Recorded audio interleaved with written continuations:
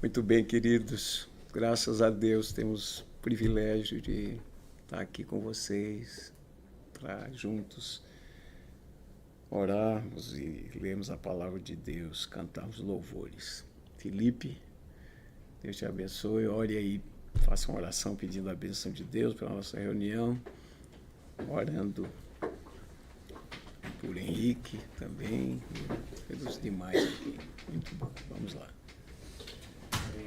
Senhor Deus, nosso Pai, nós queremos te agradecer, Senhor, por esse privilégio de estarmos aqui, Senhor, nesses momentos para aprender um pouco mais da Tua Palavra, Senhor, para orarmos, elevarmos, Senhor, nossas mentes, nossos corações a Ti, Senhor, por esse privilégio, Senhor, desse espaço, para que possamos, Senhor, aprender mais, um pouco mais da Tua Palavra, um pouco mais daquilo que Tu tens para nós. Senhor, nesse momento eu quero te pedir pelo pastor Lutero, teu servo, que o Senhor use como ministro da tua palavra, para que possa, Senhor, falar aos nossos corações, não aquilo que nós queremos ouvir, Senhor, mas aquilo que precisamos. Sei com o nosso amigo Henrique, supre todas as suas necessidades, Senhor, onde ele estiver, e o abençoa, Senhor, com tua poderosa mão. Em nome do teu Filho amado Jesus, assim oramos, pedimos perdão pelos nossos pecados. Amém. Amém. Amém. Vamos cantar louvores. Primeiro, quem nos separará?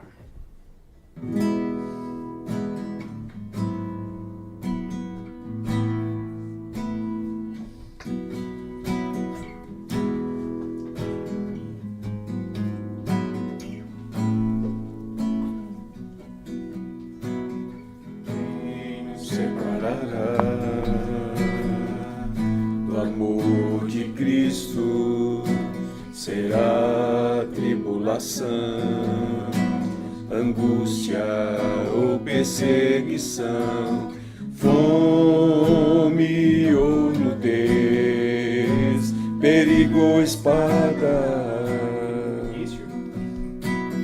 Quem nos separará do amor de Cristo? Será tribulação, angústia ou perseguição, fome ou nudez, perigo ou espada. Porque eu estou bem certo de que nem morte, nem vida, nem anjos, nem principados, nem coisas do presente, nem do porvir, nem poderes, nem alturas, nem profundidade, nem qualquer outra criatura poderá nos separar do amor de Deus que está em Jesus Cristo, nosso Senhor, que está em Jesus Cristo. Nada, nada poderá nos separar. Nada, nada poderá nos separar do amor de Deus que está em Jesus Cristo, nosso Senhor, que está em Jesus Cristo. Nada, nada poderá nos separar. Nada, nada poderá nos separar do amor de Deus que está em Jesus Cristo, nosso Senhor, que está em Jesus Cristo.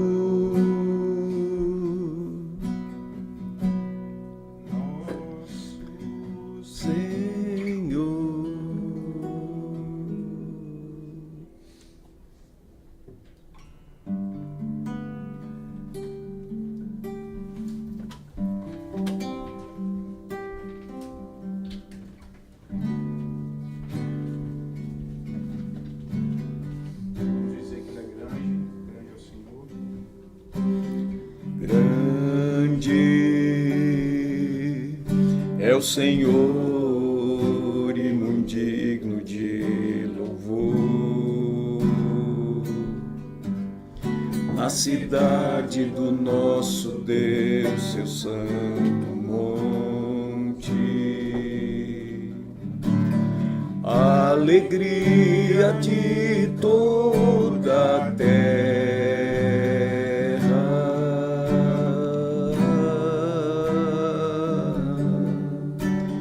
Grande é o Senhor em quem nós temos a vitória, que nos ajuda contra o inimigo. Por isso, diante dele nos prostramos.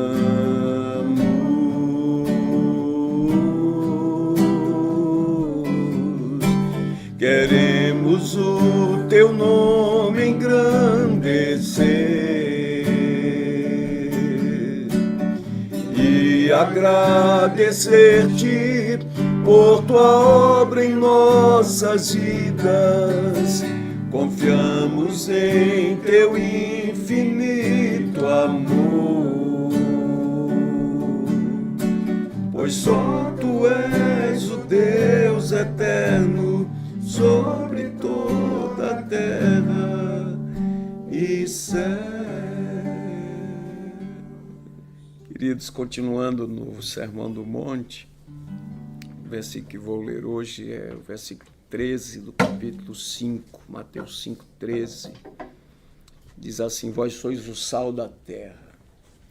Ora, se o sal vier a ser insípido, como lhe restaurar o sabor? Para nada mais presta, senão para, lançado fora, ser pisado pelos homens. Então, que Deus nos abençoe, nos traga luz, né, para a gente entender a palavra. Uma coisa muito importante para a gente que lê a palavra de Deus, que crê nela como palavra de Deus, é sempre considerar o contexto.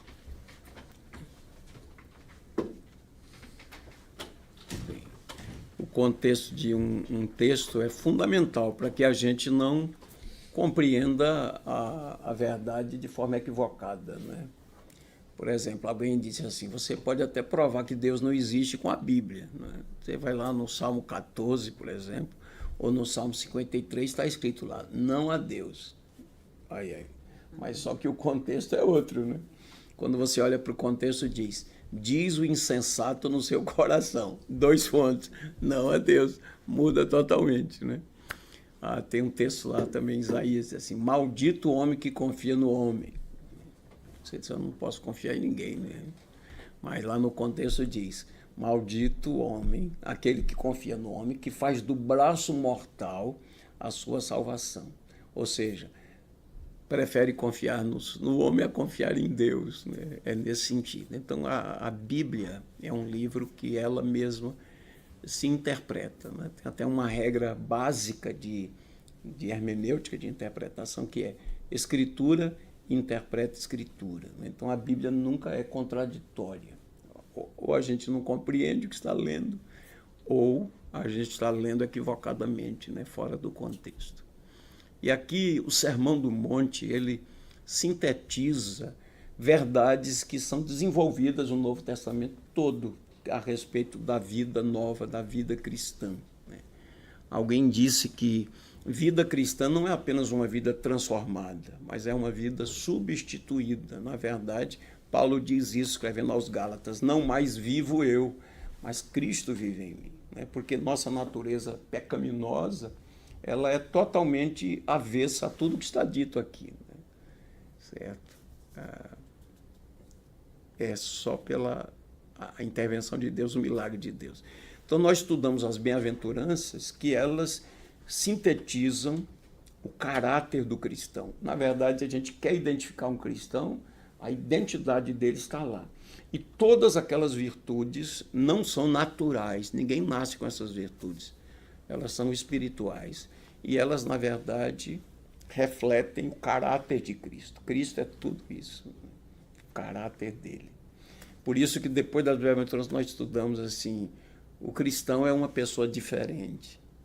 E depois estudamos que nós devemos andar como Jesus andou. Na verdade, João escreve, primeira carta, capítulo 2, aquele que diz que está nele, esse deve andar assim como ele também andou.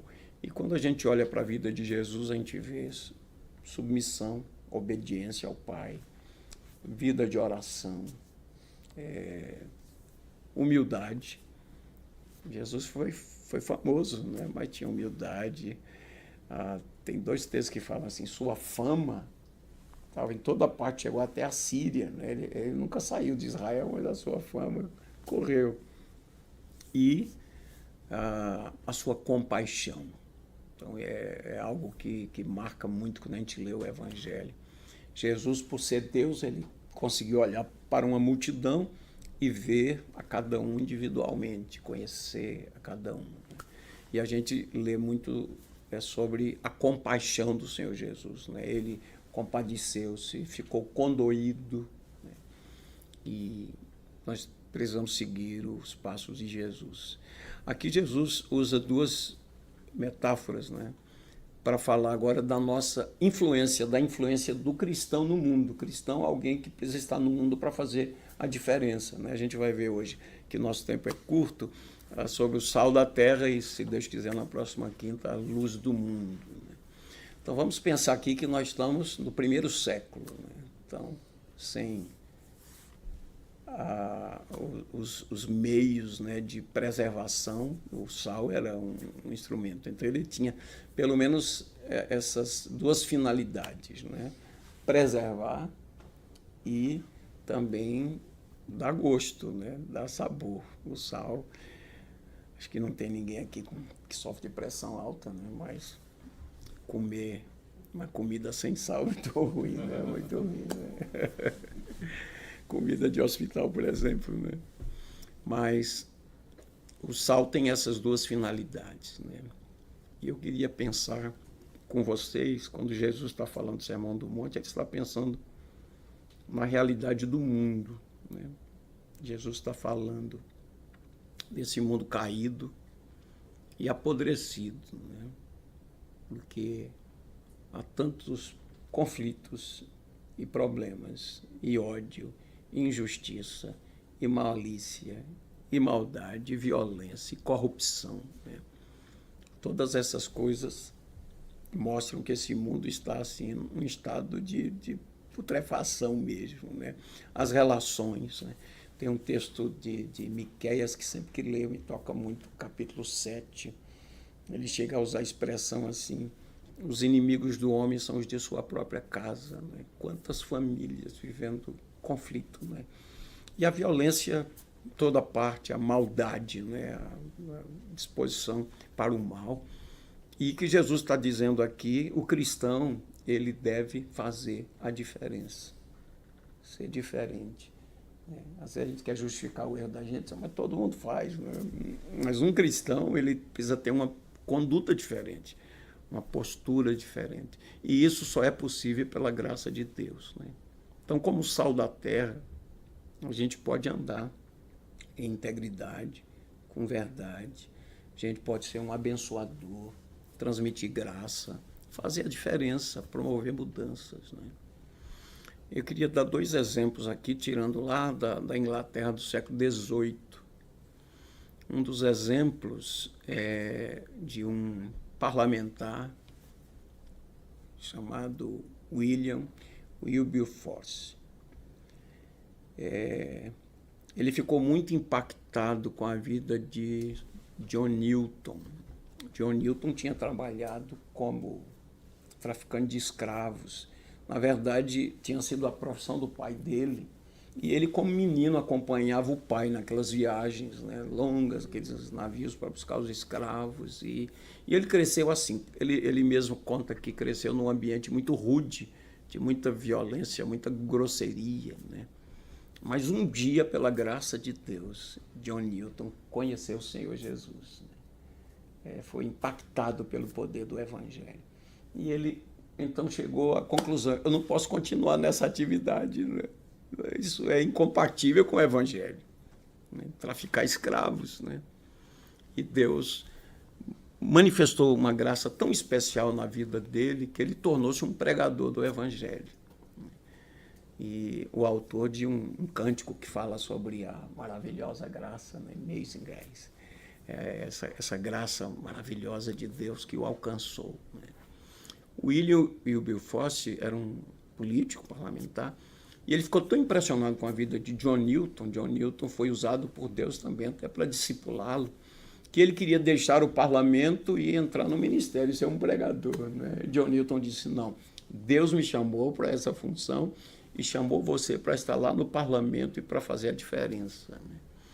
E Wilberforce foi instrumento de Deus para a mudança na política da Inglaterra, no que diz respeito à escravatura. Então, um cristão, sendo o sal da terra, fazendo diferença lá. E isso se espalhou para outras nações, né?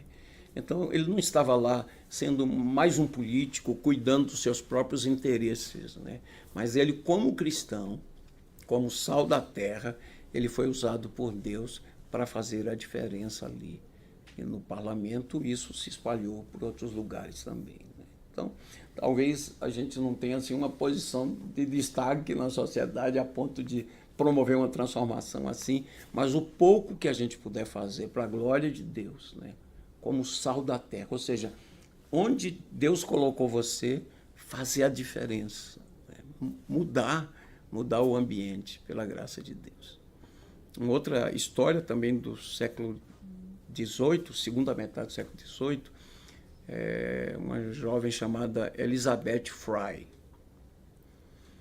Ela tinha 18 anos de idade e ela ficou muito impressionada com o que acontecia nos presídios, especialmente nos presídios femininos, né?